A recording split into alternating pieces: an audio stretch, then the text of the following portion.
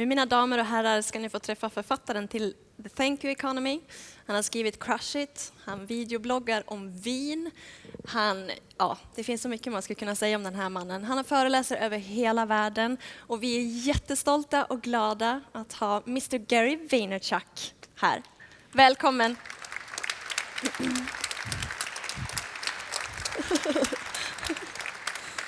Three fans. Yes. Hello. Hello. I'm so happy that you were able to come, although it was an important day for you and your mother. Yes, it was my mom's birthday. Did you have the time to congratulate Yeah, we got to her? do the dinner and then I jumped on a plane. So, thank you. We are really looking forward to learning more about your book, The Thank You Economy, and the philosophy behind it. So, not only the stage, the audience is all yours. Thank you so much. Thank you, everybody. How are you guys? Great. Awesome. So I guess you're going to be tweeting in your questions, so we'll get to that in a little bit. Just to put into context, how many people here are aware of my story? Raise your hand. Okay, better than zero, not bad. It's not horrible for the ego. But enough that I'll give you the backstory, give you some context, and then we'll go into what the Thank You Economy is about. I was born in Belarus, in the former Soviet Union. I immigrated to the United States when I was 3 years old and lived in a studio apartment with 8 family members, definitely smaller than this stage. So it was a very immigrant-based story. It was very tough. We were very poor. My dad had a lot of different side jobs. But one of the jobs he got in New Jersey, even though we lived in Queens, New York, was to be a stock boy at a liquor store. And that went well for him, and he eventually became the manager and eventually bought a small store in New Jersey. We moved to New Jersey. I was very entrepreneurial from the beginning. When we moved to Edison, New Jersey, I had a lemonade stand franchise, which means I had 9 lemonade stands in the town, and I made all my friends work. And that was a great business. I used to ride my little bike around and collect my money like I was in the mafia. It was tremendous. And that was very good, and life was good. And then I became a little older, and when I was 12 years old, I started a very serious baseball card, hockey, basketball, sports trading card business.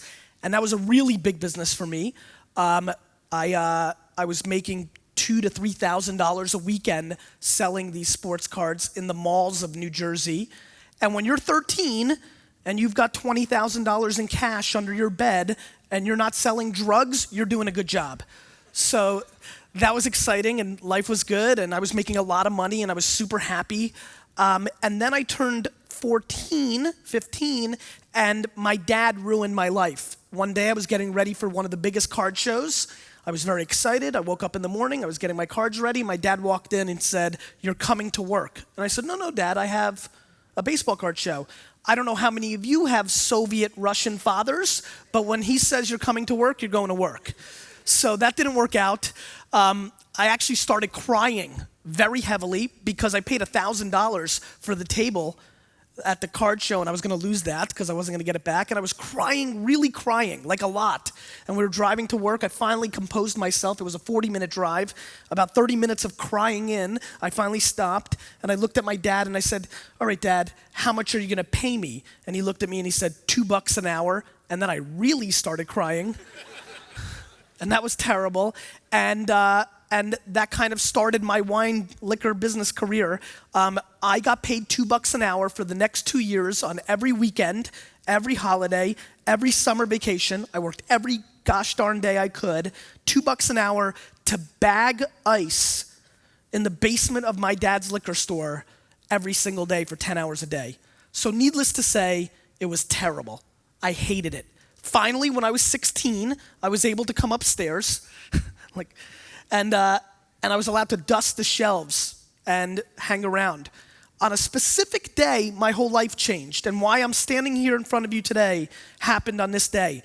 Every person came in this day and asked for the same wine on a Saturday.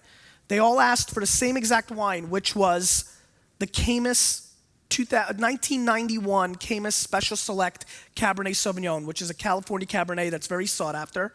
It was named the Wine of the Year by the Wine Spectator, which is America's top wine journal. And After about 30 people came in and asking for it, they'd come in and then they'd leave because we were sold out. Any good entrepreneur like I am said, this is bullshit. I said, I gotta take a back order, even though we didn't have a back order system in the store, but I wasn't scared because I was going to school on Monday and I wasn't gonna deal with it. So the next person that was gonna come in, I was gonna take a back order. Guy comes in, do you have the Camus? No, sir, what's your name? I'll take a back order. He goes, great. I took his name, his address, his phone number. And I said, how many bottles would you like? He goes, I'll take 6 cases. And I said, oh shit, this guy's an alcoholic. I said, are you having a party? He said, no. I collect wine. And that was it. Right there in the Chardonnay. You know when you remember something, you can still feel it? I can feel standing in the Chardonnay section in my dad's liquor store saying, oh my God, people collect wine the way I collect sports memorabilia. I can do this. I'll just take that passion and learn everything about wine. And for the next 2 years, what I did, learning wine should be illegal. No child should learn as much about wine as I did at 16, 17 years old. All in, loved it, read everything, did terrible in school because I'd literally sit in class reading the Wine Spectator and Decanter magazine while we were teaching science, and I'd be like, my teacher would yell at me and I'm like, I don't give a shit about Saturn. I want to learn about the Loire Valley. And so that's basically what I did, and I got very passionate about that, and I got involved in my dad's business. This is where it's going to start getting interesting and important to you guys. I grew up in a traditional bricks and mortar business. I wanted to change the name of my dad's liquor store. The name of the store was Shoppers Discount Liquors. I wanted to be a wine business because that was the passion. So I wanted to be Wine Library, but my dad didn't want to change the name because he started Shoppers Discount Liquors. There was a lot of them, and he was scared to be the only wine library. So I registered winelibrary.com in 1997 and launched it. Here's what's important. First of all, I did not grow up techie. I did not grow up techie at all. I did not have a computer at this point in my entire life. As a matter of fact, what I talk to you about today, Facebook, Twitter, social, none of this stuff is emotional to me from a tech standpoint. I'm not obsessed with the technology. I'm obsessed with the people in this room. It's about the users, which is what I care about. I launched winelibrary.com with very little knowledge, so much so that I got ripped off for our website. Somebody built it for us for $45,000. Looking back at it, it probably took them 2 hours of HTML work. And we launched and we did like $4 in sales in the first year. 4. So my dad wasn't super happy with our decision to launch winelibrary.com. But obviously, in 1998, I took over day-to-day operations and I was able to grow the business.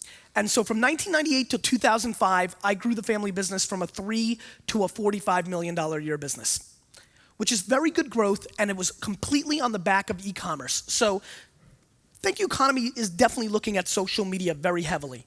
And I'm very passionate about social media, and I speak to it now. And I have a consulting company. My brother AJ and I have a company called Vaynermedia, and we consult the NHL, Campbell's Soup, the National Hockey League, I did that twice, sorry, PepsiCo, Green Mountain Coffee, and other very large billion-dollar Fortune 500 brands. But I come from a very e-commerce place, and doing a session this morning has really helped me to understand. And there's a lot of things I want to get across in today's talk that is very relevant to this audience, and I'm excited to be at an e-commerce conference. Let me start with this. I'm about to talk for the next hour or so, and we're gonna do some Q&A, and you're gonna ask some questions. I speak quite a bit around the world, not just in the US. The number one thing that I hope you get from my talk today, number one, hands down, nothing else, is that I don't want any person here. As a matter of fact, let's all make a rule together. Let's be friends. Hold your neighbor's hands. I want to make a rule. The next time you're ever anywhere and somebody says, yeah, but they can do that in America. This is Sweden. We don't do that. We're not like that. I want you to punch them in the mouth. The number one thing, thank you, and I mean it, the number one thing, and I go to a lot of places, and it's always the same thing, Canada. Well, you're Americans, you're extroverted, you're obnoxious, you're loud, you're fast, you're this. We don't act like that. We're more reserved here, Canada. Norway a couple weeks ago. Well, Gary, you guys are loud and obnoxious and push it, but we're very reserved here. Yeah. Sweden, well, we need to drink first and then we'll talk to you. Somebody said that in the back. So maybe we should serve some wine. No matter where I go, the common play is the same old thing. Yeah, that works in the US. It won't work here. We're more introverted. We're worried about the other country. We're more conservative. And listen, I have no interest, and I don't have the audacity, I don't, to come up here and tell you the way it's gonna be for you, because the number one thing I believe in more than anything is culture. And we all have different cultures. I grew up in a Soviet household. When we start talking about privacy, don't think I stand on this issue like an American. My dad, if I say his name right now, he might just come from down here and shoot me. I mean, he is one private motherfucker, right? So I understand privacy and all that stuff. And I understand culture. I grew up in a very different household than what happened to me when I went outside. And I respect your culture and the differences, and I believe in them. However, at the end of the day, we are all people, and there's certain things we do, and there are certain culture things that we live by, and there's certain common threads, which is first and foremost, we have an inherent need to communicate to each other. I am completely convinced that every person in this room, and this is creme de la creme, I know the companies that are here, I took a look at the list, I've done some little homework. These people in this room are doing some serious internet business in our society. And I'll tell you right now, if this was in Palo Alto, San Francisco, and it was the top 1,000 tech people, I would say the following statement. And it is an important statement. I firmly believe in my heart, in every ounce of my soul, that every single person in this room right now is grossly underestimating the internet. I don't give a shit how bold and all in you are, you're still underestimating it for a couple reasons. Number one, it's early. It's so early. How many people in this room, I'm dying to see how many hands go up. And listen, I flew a long way to be here, so none of this. Remember last night? Don't give me this. I want full hand. Don't head shake. I don't want your head. I want your hand. How many people here do not remember the world pre-internet? Don't remember a world without the internet. Raise your hand. 1, 2, 3, 4. How old are you? 29? You don't remember 12? Been drinking a little? You're right about the drinking. Do you not remember the world? You don't. When did you first? Of course, I remember the world. I don't remember a world without computers. Fair enough. And growing up, getting adolescence. Yep. Internet was there. Always there for you. From childhood to internet. Got it. Yeah, and so if you think about the room, I appreciate it, thank you. And you look, there's 4 or 5 people that raised their hands. This stuff is so new. The web is a baby. I always like to, I used to say, there was a big conference I spoke in 2007. I said, the internet hasn't had sex yet, and it's dominating. And a lot of people enjoyed that statement. But my point was that this platform is the single biggest culture shift in hundreds of years to our society. This is the biggest culture shift that our society in the world has seen or dealt with in a very long time. This stuff, this social, and so what's happening is, and understand another thing, I hate the word social media. I hate it for a couple of reasons. One, the word media, and we'll get into that in a minute, because it screws the whole thing up and it confuses everybody in a very big way. Number two, it's called social media now. I'm sure a lot of you remember 5 minutes ago it was called Web 2.0. In about 6 minutes we're gonna call it something mobile, because that's where it's all gonna happen, right? So it's gonna be, you like that? So it's gonna continue to change its name, but what it is the maturity of the internet itself. It's just maturing. This platform is maturing and it's evolving. We're understanding how to put tools on top of it. All Facebook and Twitter and Tumblr and YouTube and on and on and on, all they are, blog.se, all these things are, you like that? How to give a little local up. All these tools are tools. I have no emotion about telling you you have to be on Facebook or Twitter. I really don't. I don't give a shit. I really don't. What I do care about is that we have to communicate with each other, that the marketplace is changing. There's a lot of people here who are trying to reach the consumer. Marketing and selling stuff on the web or in a local store, whether you shut it down or not, it was always the same old thing. We all had to give a presentation. You had to talk. You had to tell your story. It was storytelling. You told a good story, people were compelled, they'd go, and they would buy it or they wouldn't. You would convert based on the skill of your story. If you had a good story and your content or product was good, you would convert. It was all talking. The skill set it took to sell stuff for the last 150 years is the skill set that I'm showing on this stage right now. You give a presentation, and then there's consumers, and you convert. Some of you are sitting right now saying, he's pretty good. Some of you are saying, he's a little annoying. Some of you are saying, he's better looking in person. You might be thinking a lot of different things. But the skill set needed was what I'm doing right now. Push the message, convert a percentage, that is your business. I am in the firm belief that we are living through the beginning of a substantial shift in marketing and the way we all do business, which is that this room becomes a cocktail party. That the skill set it takes to sell stuff in 10 years is not what I'm doing right now. But it's if we took all these chairs away and we were all hanging out and we all started to engage, who could work the room the best? Who could walk around and work that room the best and create the most context? How many people here have heard the term content is king? Know this, this. Raise. Thank you, very nice. Almost everybody. I believe content is king. I'm very high on content. I met a wonderful gentleman, I think he's wearing a yellow sweater, I don't know if he's here. There you are, sir, who has showed me a very nice site, fashion, blog post, shows pictures, content, buy it, love it, you should check him out.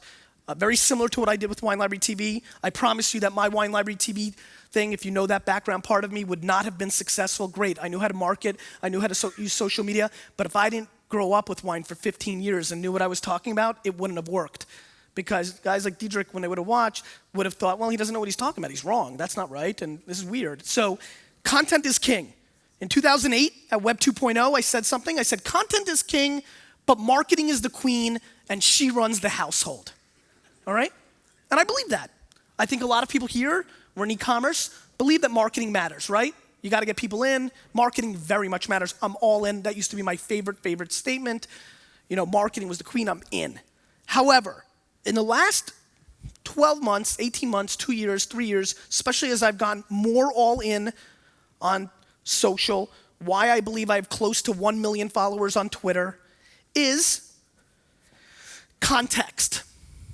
Context matters to me more than absolutely anything in the business world today. And let me start, before I get into this next spiel, for everybody to understand who they're talking to up here, who I am, who you're about to ask questions for. I am not Mother Teresa. What I'm about to talk about, which is gonna sound very lovey-dovey and kissy-huggy and love, just remember that my first business, I was embarrassed to tell you what it was. It wasn't lemonade stands. My first real business was I would go into people's yards, rip their flowers out of the ground, their flowers, ring their doorbell, and sell it back to them. Okay?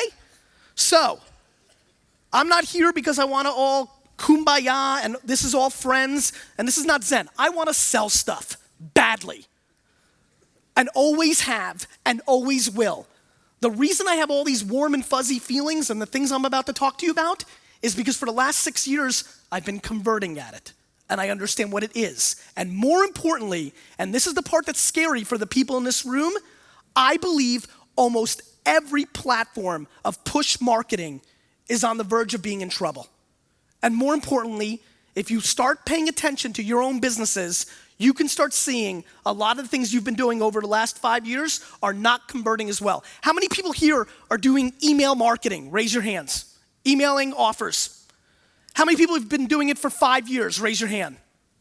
Okay, of this smaller group, I think you guys all know, unless you're living in a different universe or something very special is happening in your environment, email open rates aren't where they were 5 years ago.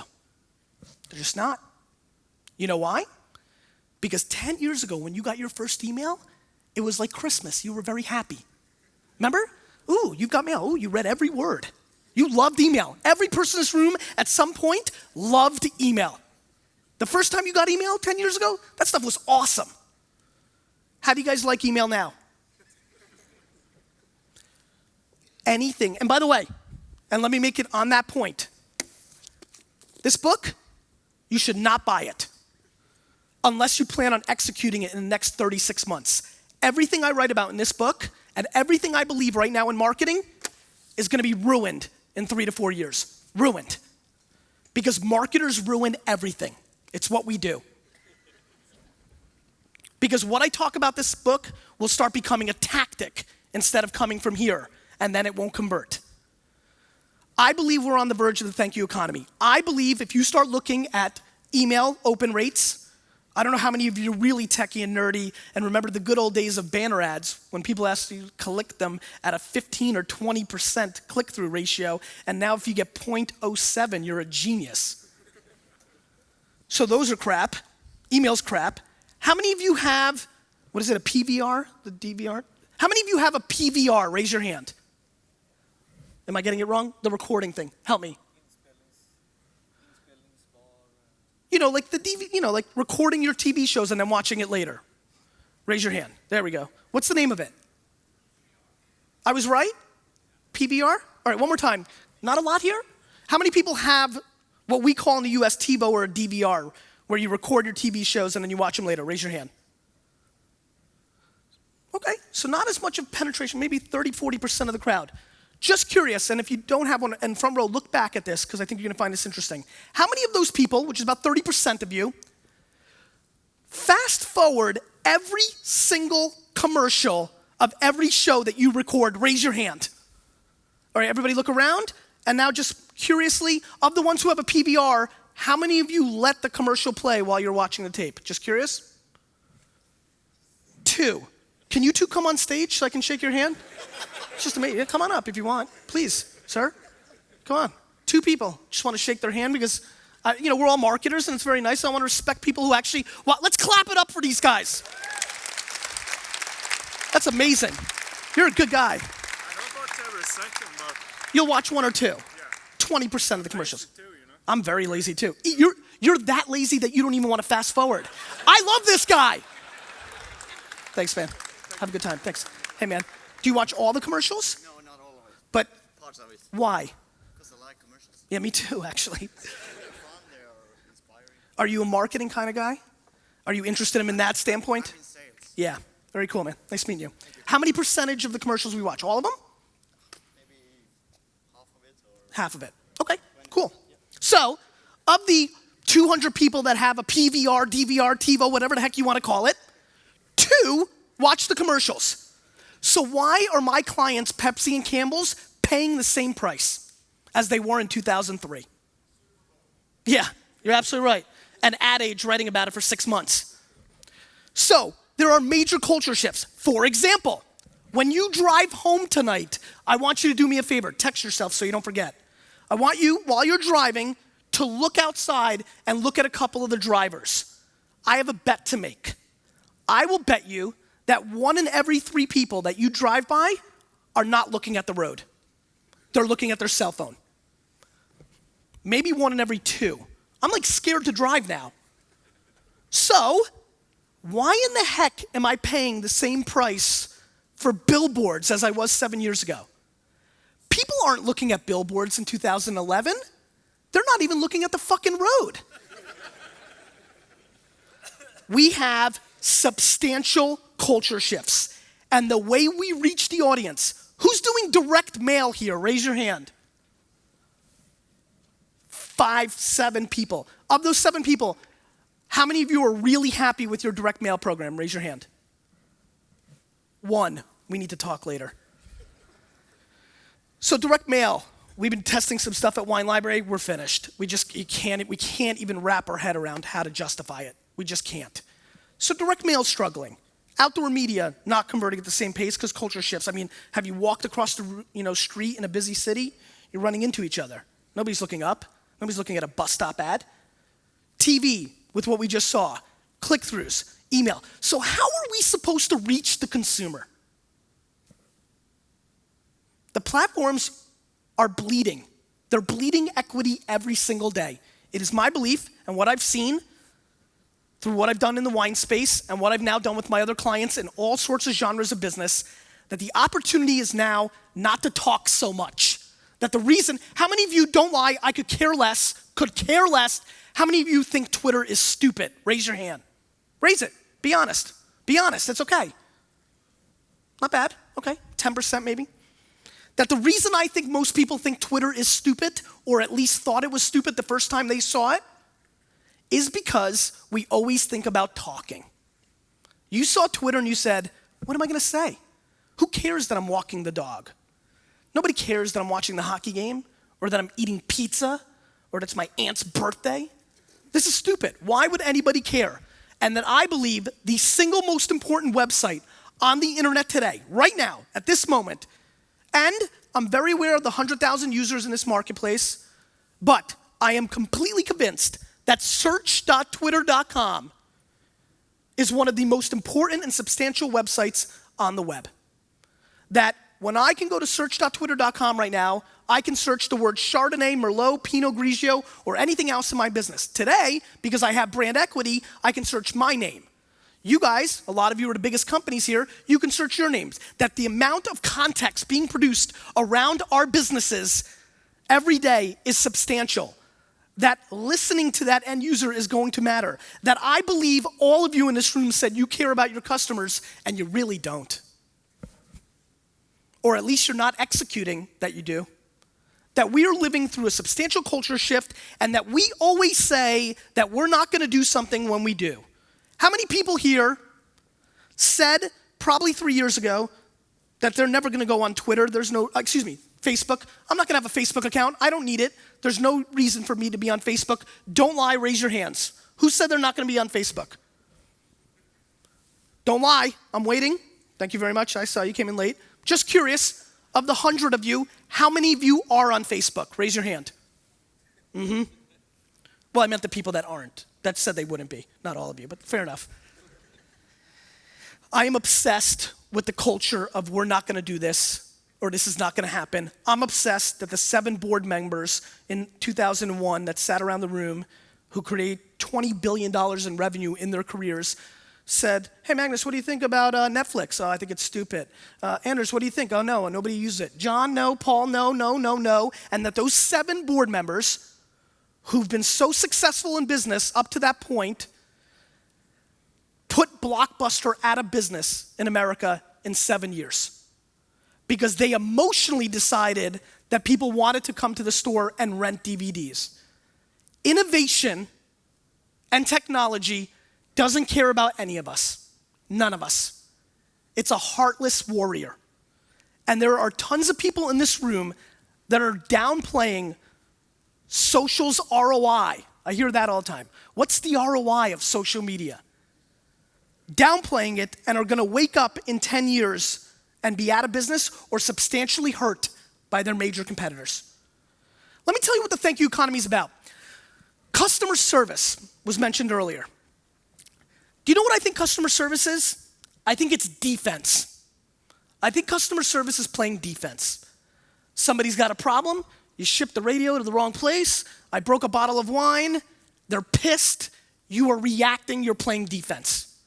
The thank you economy for me is to go on offense. I've created a thank you department at winelibrary.com. What does this mean? This means that Kristen recently sent me an email about a customer, because I wanted some case studies for talks like this, about a customer who bought a lot of wine from Chicago. First-time customer. I told Kristen to Google his name and find him on a social web. We found his Twitter account.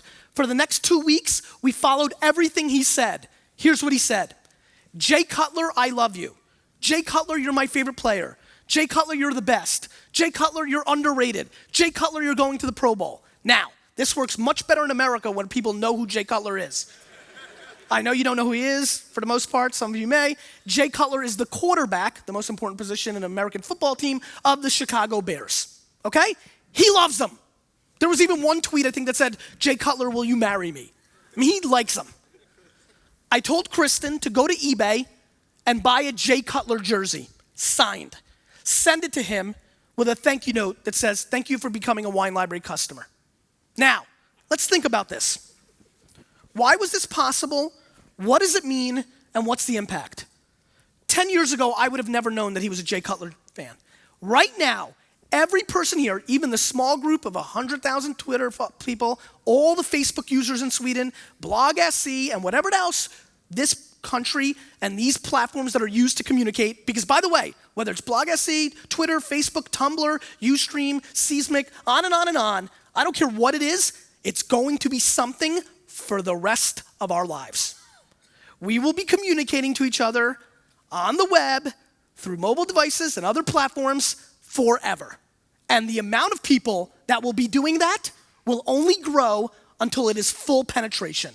Until it's 0.001 that doesn't do it, and they live in the mountains and are very weird and they smoke weed and the whole nine. All right? So, what does this mean? It means that every single day, right now, that a boatload of your customers are creating context to their friends and family. That whatever they're saying, they're creating context. It also means that you can see it, that you can search it, and that you can engage it. Because consumers are now willing, and yes, there is different DNAs of the US and Sweden and China, I get it. But in the masses are willing to allow you to engage with what they're saying. So when somebody says something, like they had a great service from your radio company, sound system, that is my belief, Jimmy, 100%, that you should not allow one person to say that they're happy with your service and not engage them and thank them. That I think that is totally unacceptable in 2012 for any one of your customers to say anything positive or negative about your business and for you not to engage it. The amount of chatter that is going on around your brands, your company, and or at the very least, if you're not all the way there yet, your industry, because there's a lot more people talking about sound systems than specifically your business. There's a lot more people talking about wine than my specific business. That your ability to engage with that is incredible. And that context, that when you actually engage with somebody, when you actually care with them, it changes the game. That when we sent that jersey to that gentleman, we did not send him 2 bottles of wine. We did not send him a subscription to the Wine Spectator or a decanter or some wine racks. Because you know why? That context is what's good for us, right? You didn't send, you sending somebody something that they care about, like, I know hockey's big here, maybe a hockey jersey, instead of a sound system, sure, they'll upgrade, they'll need parts. No. We sent something to that customer that was his emotional center, his context, what he cared about, not what we cared about. And that was the story, and I was telling this story for about 2 months now on tour, until 14 days ago, when he emailed us. He's a busy guy, hedge fund guy, emailed Kristen, said, Kristen, thank you so much for the jersey. I just received it. I'm very busy. I just wanted you to know. He said, I just want to tell you a story. I've been shopping with Sam's in Chicago, very big wine shop, for the last 15 years or so, and have spent close to $500,000 on my wine collection over the last 15 years. I want you to know that I'm never shopping with them again, and you've got my business. Now, great, awesome. And he went on, that's actually not the interesting part. The interesting part is what he said, like how he felt, and like they never did anything for him, and this is his first order, and I feel a connection, this and that. And that's what matters. Now, that's fantastic. But I'm not standing in front of you today and saying, buy your customers stuff and they'll be good. That's just a piece of it. Do I believe that every person in this room 10 years from now is gonna say something like going on a ski trip and that when you come back, you'll have tons of free stuff for skiing? I do. That it's my belief that if you said going to play basketball, it is cheaper for Nike to send you a pair of sneakers in the mail than it is for them to continue to market the way they're marketing to get to you, paying high prices for middle platforms to try to convert and have you become a customer. That if you look at the math of it all, that there is a marketplace for this. Now, when I tell people this, they think I'm crazy. On the flip side, what you guys may not know is that the biggest day in history for WineLibrary.com is in 1998, 1999 actually, when we were a $3 million company. We are a $60+ million company now, and we cannot top this day. Why was this day special? It was the first time I ever did free shipping. People bought wine that day like they thought the cure was inside of the bottle. One guy ordered 20 cases and in the comments section said, thank you, Wine Library, for doing this. I took advantage. I bought this wine for my daughter's wedding. Me, living in the thank you economy back then, not realizing it, picked up the phone and called him to wish him a congratulations because I was kind of packing orders for 20 hours a day. I needed a break. So I called him. I said, John, congratulations. I just want to tell you, when is your daughter's wedding? He said, oh, no, Gary. My daughter is 12. I said, what? He said, my daughter's 12 years old. She's not getting married. He goes, no, this is such a sick deal. I'm buying the wine now and I'm putting it in the basement. Now, so that's why it was the biggest day in wine library history. People lost their mind because they never heard of free shipping before. Now, everybody in America is so spoiled because of Amazon Prime and everything else, they don't buy anything on the internet unless it's free shipping. We get very used to things very quickly. That's how we act. And I do believe that's coming.